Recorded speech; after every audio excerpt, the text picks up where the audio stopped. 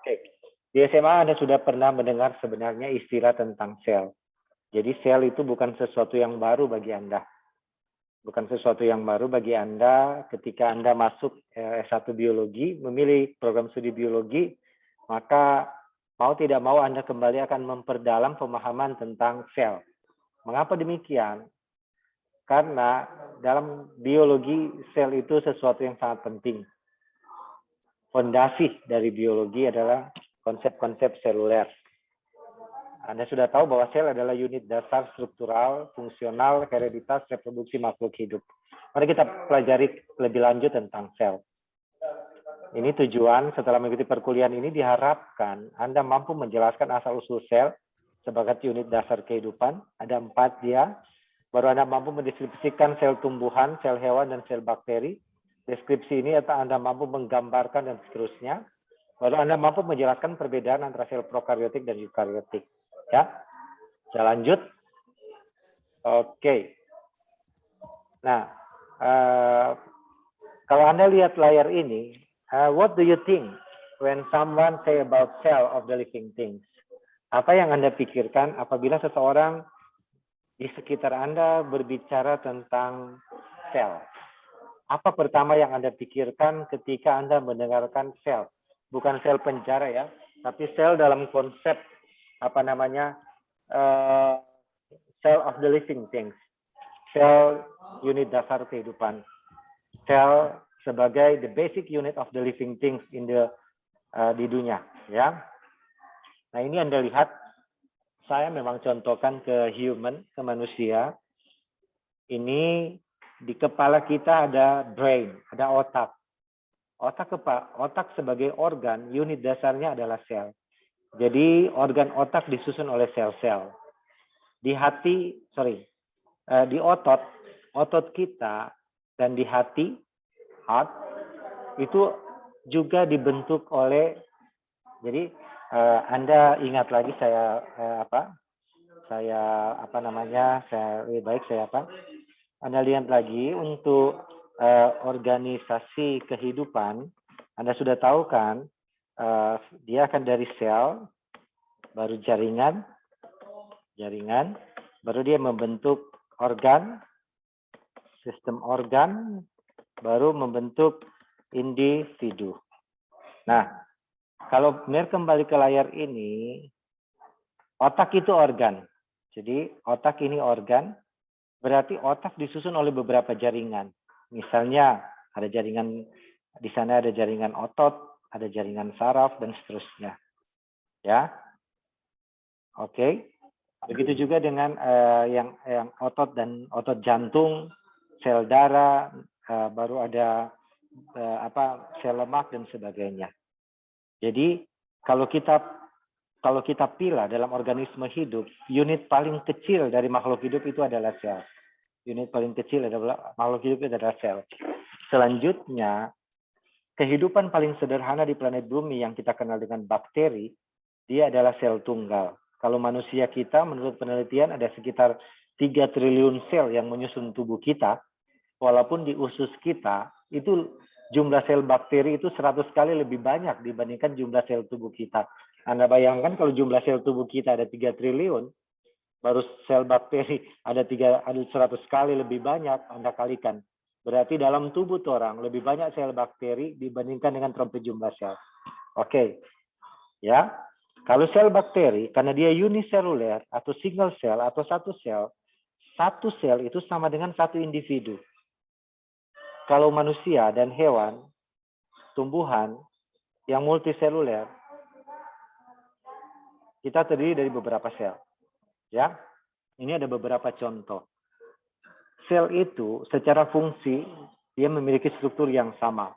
Komponen-komponen organelanya sama. Tentunya pengelompokan pada sel prokariotik atau eukariotik, tapi memiliki bentuk yang berbeda. Ini contoh sel darah, ini contoh sel saraf, ini contoh sel yang ada pada jaringan daun, ini contoh sel dari hewan. Dan ini adalah bentuk-bentuk sel yang ada pada makhluk hidup, baik bakteri, ini bentuk-bentuk sel bakteri, ada yang basil, kokus, spiral, dan sebagainya. Ini bentuk-bentuk sel yang ada pada organisme eukariotik, tumbuhan dan hewan.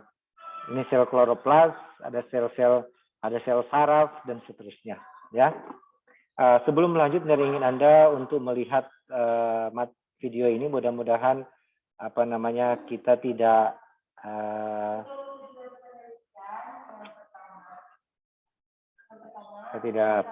bisa masuk. Kalau dia bisa masuk ya syukur.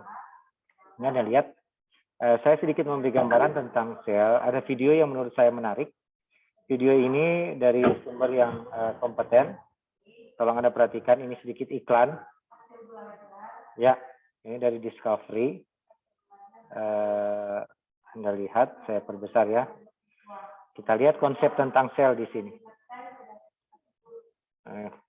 Oke.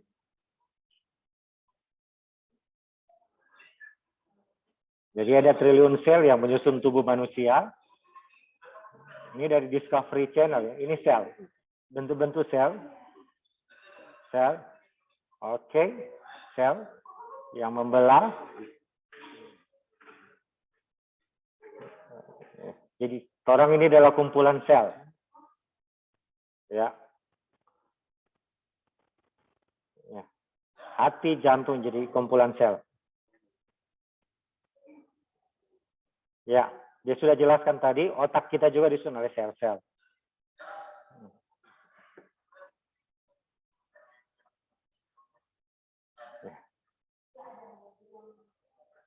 Oke, secara struktural sel itu sama. Tetapi fungsi-fungsi dia lebih ke arah ke jaringan yang dibentuk. Oke. Ini pengamatan sel dengan mikroskop. Ini sel bakteri yang diamati dengan mikroskop. Oke.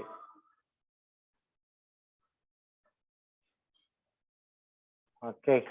Ini sel eukariotik, inti sel. Ini membran sel ya, yang sebenarnya diamati dengan mikroskop. Ada cairan yang masuk ke dalam lewat membran sel. Sitoplasma, bagian sitoplasmik dari sel. Ini sitoskeleton yang ada dalam sel. Oke, dia masuk. Mikrotubulu, dia sebenarnya rel dari sel. Oke. Ini sesuatu yang ada di dalam sel torang yang direkam, ya, luar biasa.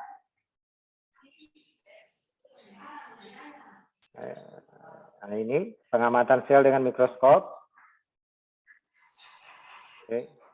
Ini mikroskop yang kemungkinan ini mikroskop elektron, saya tidak tahu secara pasti, gambarnya tidak jelas. Oke. Di pengamatan sel itu selalu menggunakan instrumen mikroskop. Ini. Selamat siang, Mer. Sel yang sebenarnya, masih bisa tangkap ini? Selamat siang, Mer. Silakan. Video bisa dilihat ini? Untuk videonya tidak bisa dilihat. Tidak bisa dilihat, Mener. Ya, kenapa Anda sampaikan? Oke, Mener stop share. Sorry. Sebenarnya Anda sampaikan dari tadi.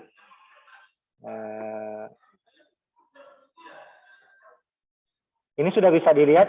Sudah bisa dilihat videonya? Sudah? Sudah, Mener, sudah. Sudah, Mener. Saya balik lagi ternyata ya. Moni nak bilang dari tadi. Saya percepat. Ini dia mati mikroskop. Oke.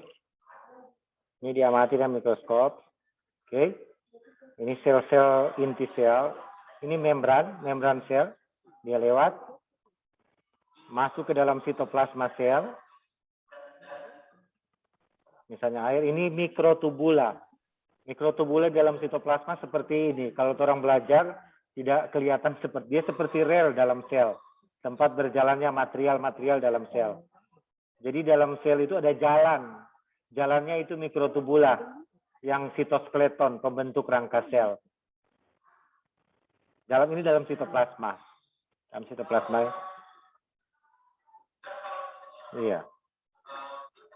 Oke. Pengamatan dengan mikroskop. selalu kita mengamati sel dengan mikroskop. Karena instrumen utama itu untuk mengamati sel. Dia berukuran mikroskopik, mikrometer, sampai organel-organelnya sudah pada aras nanometer. Nanometer itu 10 pangkat minus 9 meter. Oke, ini sel-selnya. Kumpulan dari sel-sel sudah dijelaskan tadi ini sebagai jaringan. Jaringan. Ini misalnya otot jantung ya. Ya, otot jantung. Pembelahan sel. Jadi pembelahan sel ini sudah dipercepat. Pembelahan sel itu dengan cara mitosis kalau sel tubuh, kalau sel germinal dengan pembelahan meiosis. Oke. Oke, cukup sampai di sini. Kalau ada pertanyaan nanti langsung ya. Mer akan share lagi yang lain. Tunggu sebentar, Mer matikan dulu videonya. Mudah-mudahan kita tidak masalah. Oke. Oke, sekarang Mer share untuk apa? Mer share untuk materi kita. Kembali lagi ke materi. Bisa lihat lagi PowerPoint dari Mer? Halo? Bisa. Boleh? Bisa. Oke. Sebentar. Stop PowerPoint. Ternyata yang video tadi tidak hilang.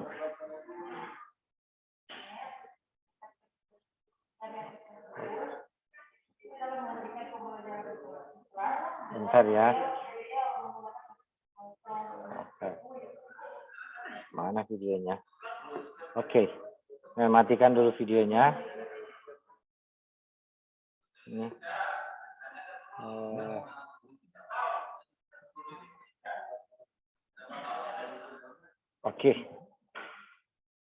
Oke, sorry, sedikit gangguan.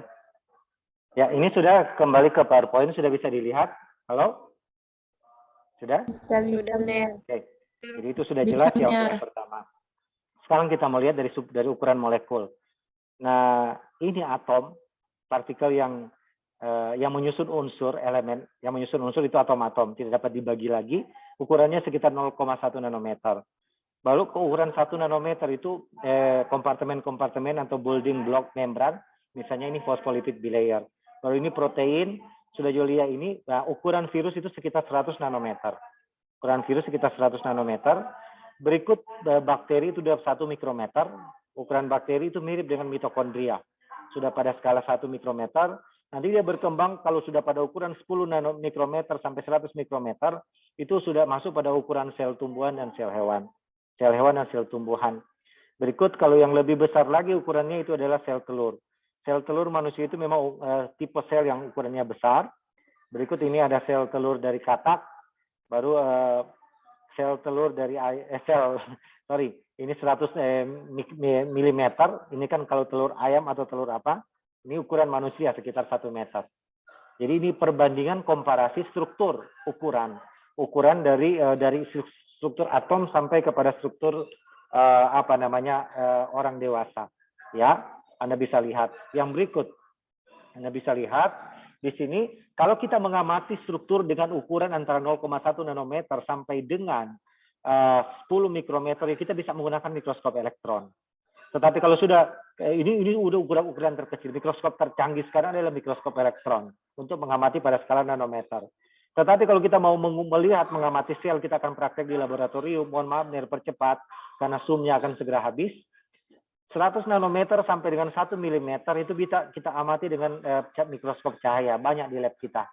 Kalau mengamati dengan mata telanjang itu ukuran dari 100 mikrometer sampai 1 meter. Itu kan kita bisa melihat sel telur manusia dengan mata telanjang, masih ukuran naked A. Bisa juga melihat frog egg, sel telur dari katak dengan mata telanjang. Kan kalau Anda ke sungai, seringkali telur-telur katak yang bulat-bulat seperti jelly, Anda bisa amati. Apalagi dengan manusia, ya, itu ukuran relatif. Jadi dari sini apa yang kita dapatkan?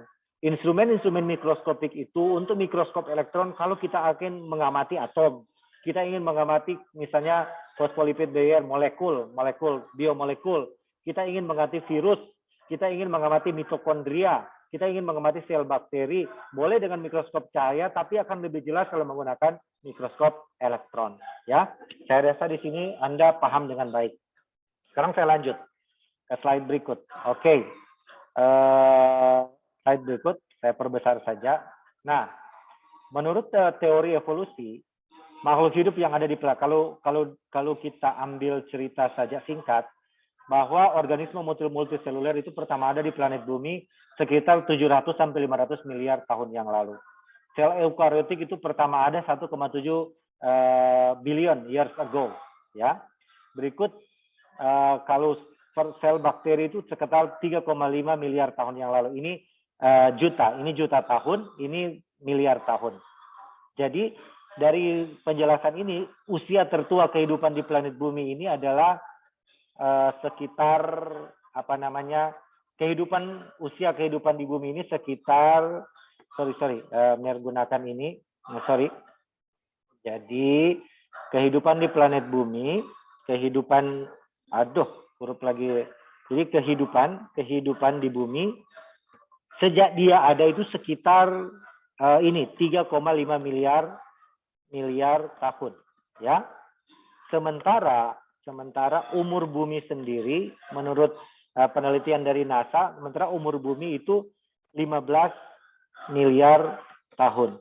Jadi dibutuhkan sekitar 11,5 miliar tahun terbentuknya bumi baru ada kehidupan pertama di bumi.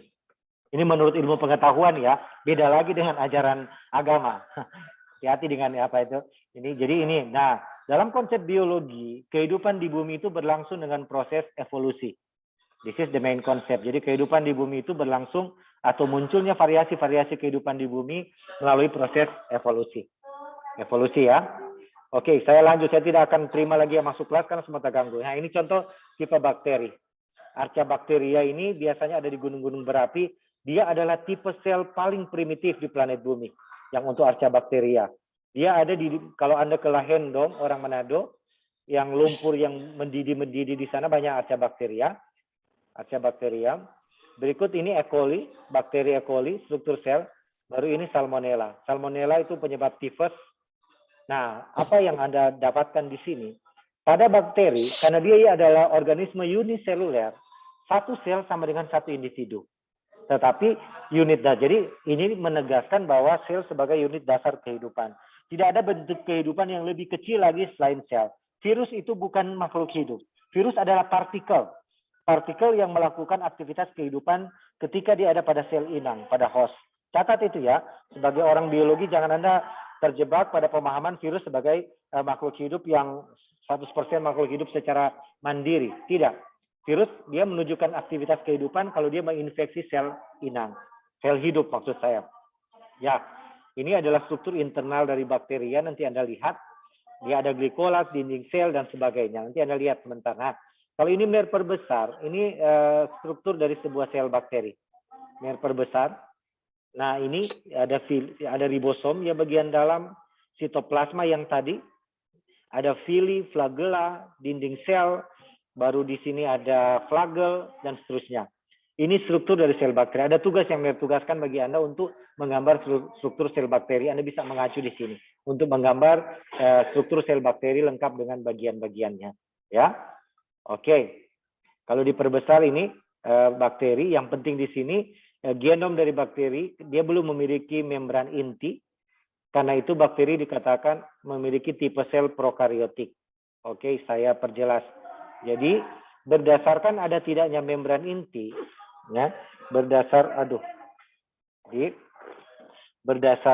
ada tidaknya selaput inti atau membran inti, sel dibagi menjadi dua. Sel dibagi menjadi dua, yaitu satu sel prokariotik. Ini pro sebelum, artinya sebelum. Karion itu sama dengan inti. Yang kedua, tipe yang kedua adalah sel eukariotik.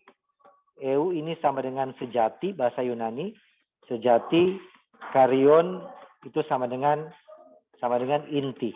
Ya, jadi sel eukariotik adalah sel yang memiliki inti sejati. Mengapa dikatakan memiliki inti sejati? Karena dia telah memiliki membran inti atau selaput inti. Kalau sel prokariotik, sementara Anda lihat itu contohnya bakteri.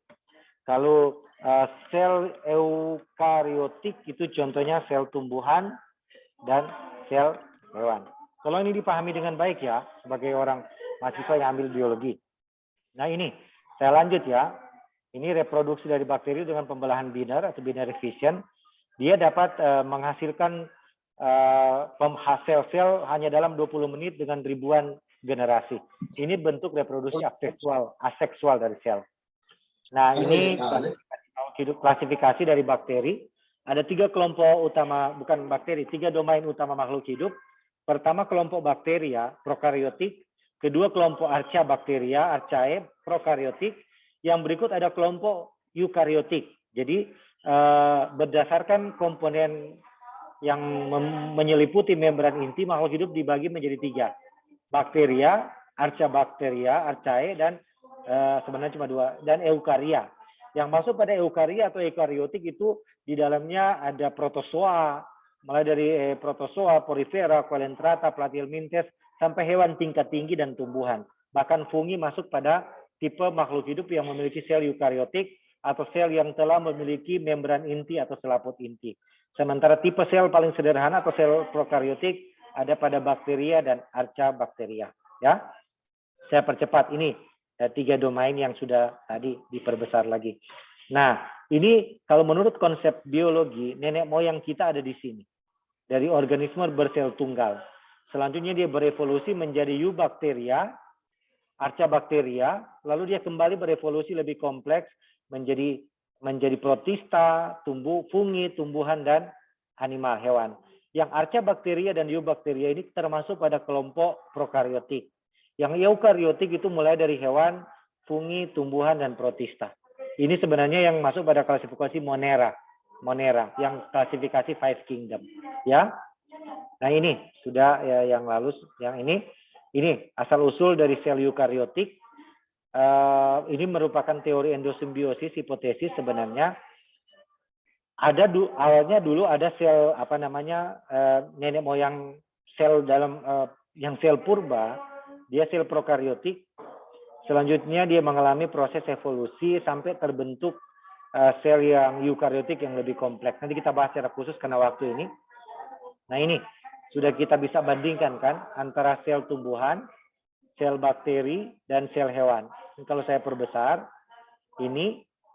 yang ini mitokondria asalnya secara endosimbiotik dari bakteri purple, bakteri ungu. Bakteri ungu ini dimakan oleh sel yang lebih besar. Bukan dimakan ya, diambil secara endosimbiosis sel yang lebih besar.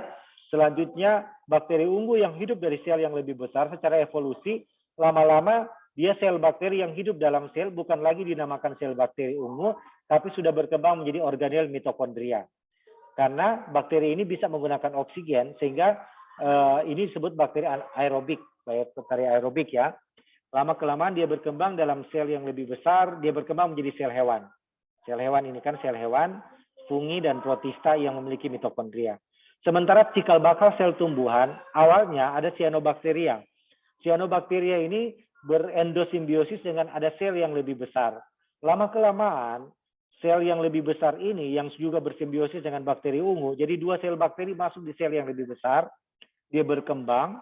Setelah dia berkembang, bukan lagi bakteri yang hidup dalam sel yang hidup dalam sel, tapi dia berkembang menjadi kompartemen sel atau organel sel.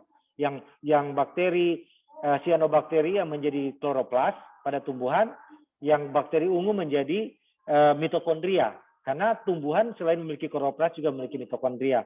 Sel hewan hanya memiliki mitokondria tapi tidak memiliki kloroplas. I think this clear. Ini jelas ya. Nah, ini bentuk dari ukuran dari tipe sel hewan. Ini sel eukariotik. Saya percepat, mohon maaf karena waktu Zoom akan habis.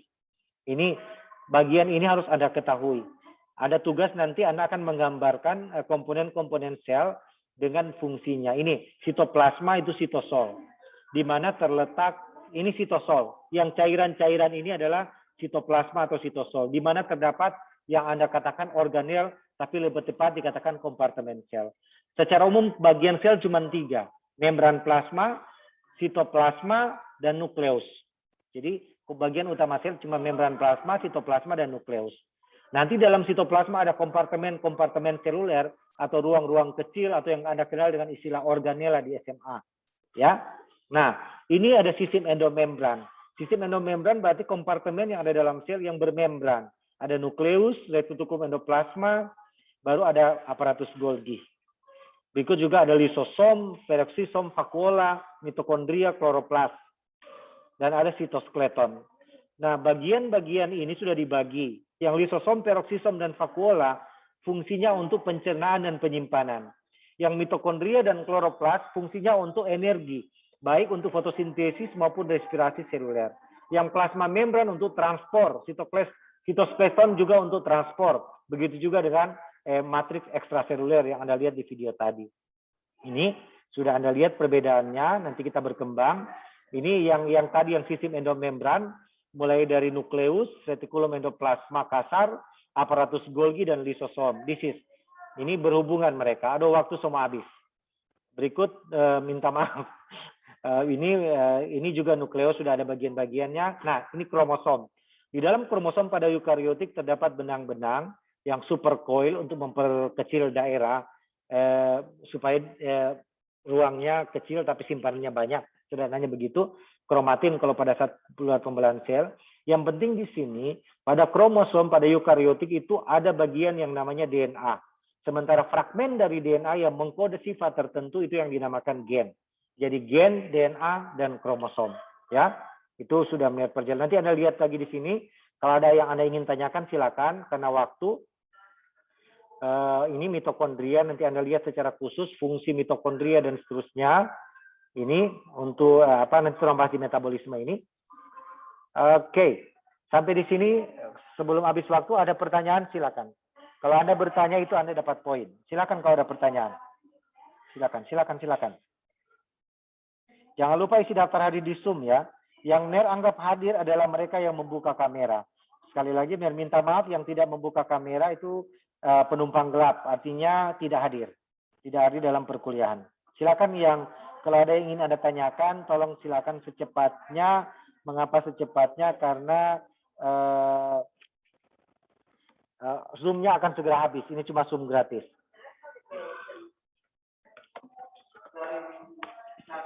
Silakan kalau ada pertanyaan. Ada pertanyaan? Silakan.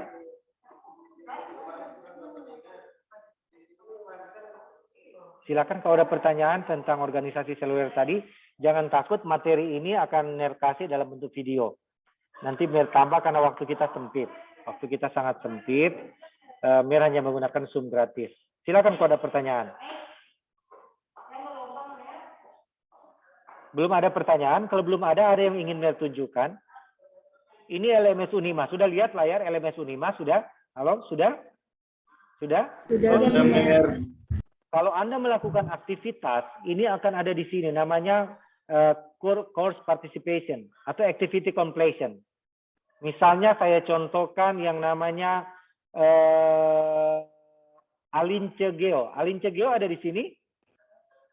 Alince Hadir, Geo. Miner. Alince Geo itu hanya melakukan aktivitas mengisi kehadiran, tapi tidak membuka materi-materi yang ada. Kalau Anda melakukan aktivitas membuka materi yang ada di LMS, maka dia ada kode centang-centang seperti ini. Yang sudah banyak membuka aktivitas mengambil materi, mengunduh materi, mempelajari, dan seterusnya adalah Arifin salah satunya. Berikut ini Mars Bella Hotman. Sayang sekali dia belum melihat tugas. Ya, dia sudah melihat tugas, tapi tidak masuk di diskusi, belum ambil materi, dan seterusnya. Jadi di sini terekam dengan baik di layar NER apabila Anda melakukan aktivitas perkuliahan. Kalau kosong-kosong seperti ini tidak melakukan aktivitas perkuliahan. Itu yang pertama. Yang kedua, kalau Anda bertanya, berdiskusi tentang materi yang diberikan, Anda akan dapat bintang. Bintang yaitu menjadi penyimpan bagi Anda untuk akumulasi nilai nanti. Jadi silakan gunakan kesempatan untuk bertanya dalam sesi-sesi diskusi di perkuliahan. Oke, sebelum waktu habis silakan kalau ada pertanyaan. Maaf, Miner mau tanya. Silakan Alince. Ya, mau tanya bagian apa ini? Lames ini. Soalnya kita baru datang dari Papua. Biasanya dari Papua juga kita tidak pernah bawa HP. Oke, di Papua Terus tidak dari bawa sini HP. juga kita Tapi sekarang Alince sekarang ada di mana? Posisi di mana Alince? Di Manado, di Tondano, atau masih di Papua? di Tomohon, bagian Matani 2.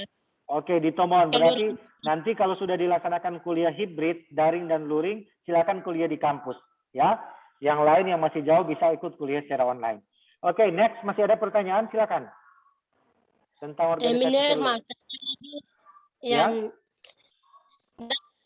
itu materi tentang perbedaan antara bakteri, Ya, terus sel tumbuhan, sel hewan. Itu saya masih belum mengerti, Miner. Oke, baik. Mer kasih PowerPoint-nya lagi. Bagus, silakan bertanya begitu, itu bagus. Jadi begini ya, Mer minta maaf karena Zoom kita Zoom gratis. Itu akan segera habis, tapi Mer akan tunjukkan perbedaan antara sel bakteri dan sel hewan ya.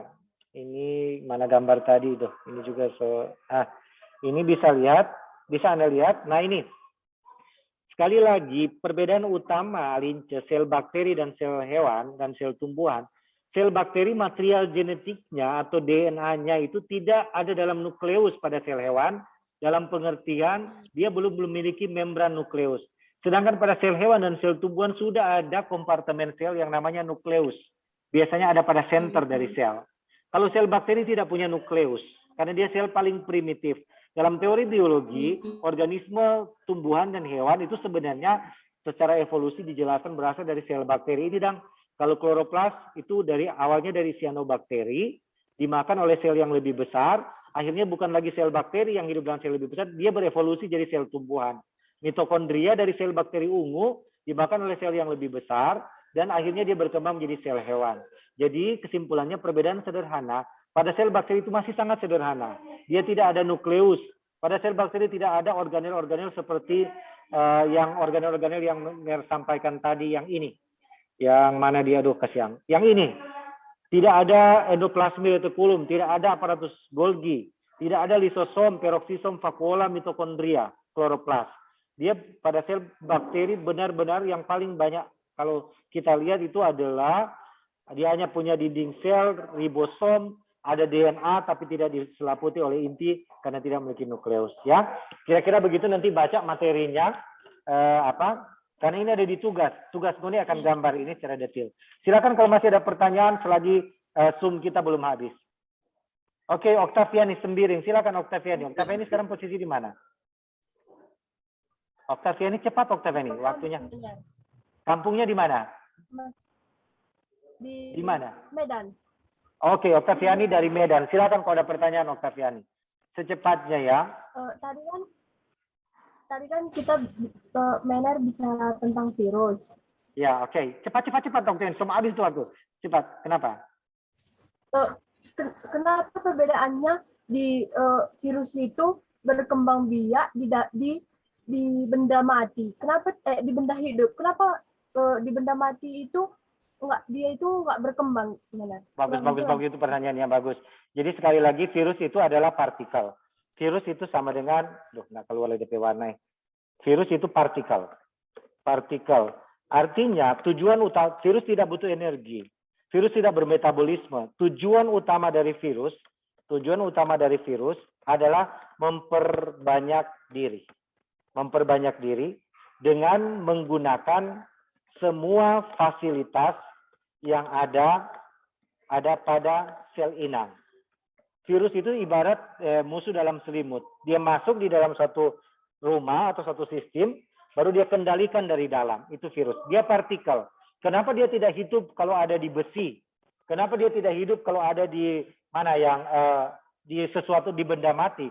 Karena pada benda mati itu tidak ada sitoplasma, tidak ada DNA, tidak ada komponen-komponen yang dibutuhkan oleh virus untuk memperbanyak diri atau bereproduksi atau melakukan multiplikasi, replikasi, sehingga dia tidak beraktivitas.